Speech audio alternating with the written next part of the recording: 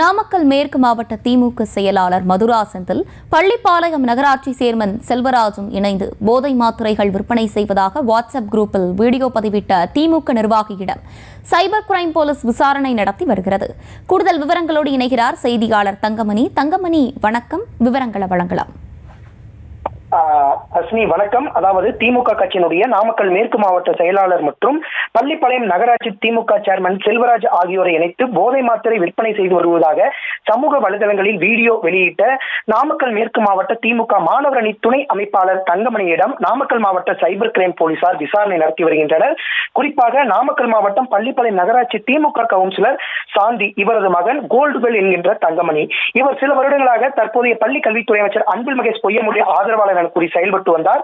இந்த நிலையில் கடந்த ஒரு வருடங்களுக்கு முன்பு தங்கமணிக்கு நாமக்கல் மேற்கு மாவட்ட திமுகவினுடைய மாணவர் அணியுடைய துணை அமைப்பாளர் பதவி வழங்கப்பட்டது. தொடர்ந்து தங்கமணி கட்சியின் மாவட்ட நகர நிர்வாகிகளை மதிக்காமல் மேல்மட்ட நிர்வாகிகளான அமைச்சர்கள், மாநில நிர்வாகிகள் மட்டும் சந்தித்து புகைப்படங்களை எடுத்து சமூக வலைதளங்களில் வைரலாக்கி வந்தார். இந்த நிலையில் தொடர்ந்து 2 மாதங்களாக தங்கமணி நாமக்கல் மேற்கு மாவட்ட திமுக மதுரா செந்தில் மற்றும் பள்ளிப்பாளையம் நகராட்சி சேர்மன் செல்வராஜ் ஆகியோரை இணைத்து போதை மாத்திரைகளை விற்பனை செய்து வருவதாகவும், நாமக்கல் மாவட்டத்தில் அதிக அளவில் போதை மாத்திரைகளை பள்ளிப்பாளையம் சேர்மன் செல்வராஜும் மாவட்ட செயலாளர் மதுரா செந்தில் துணையோடு விற்பனை செய்து வருவதாக அவதூறு பரப்பி வாட்ஸ்அப் குழுவில் அந்த வீடியோ என்பது பதிவிட்டு வந்தார். இந்த நிலையில் கடந்த 2 தினங்களுக்கு முன்பு பள்ளிப்பாளையம் சேர்மன் செல்வராஜ் நாமக்கல் மாவட்ட சைபர் கிரைம் போலீசார் மற்றும் பள்ளிப்பாளையம் காவல் நிலையத்தில் புகார் அளித்தார். புகாரின் பேரில் இன்று காலை தங்கமணியினுடைய வீட்டிற்கு வந்த மாவட்ட சைபர் கிரைம் போலீசார் தங்கமணியை காவல் வாகனத்தில் அழைத்து சென்று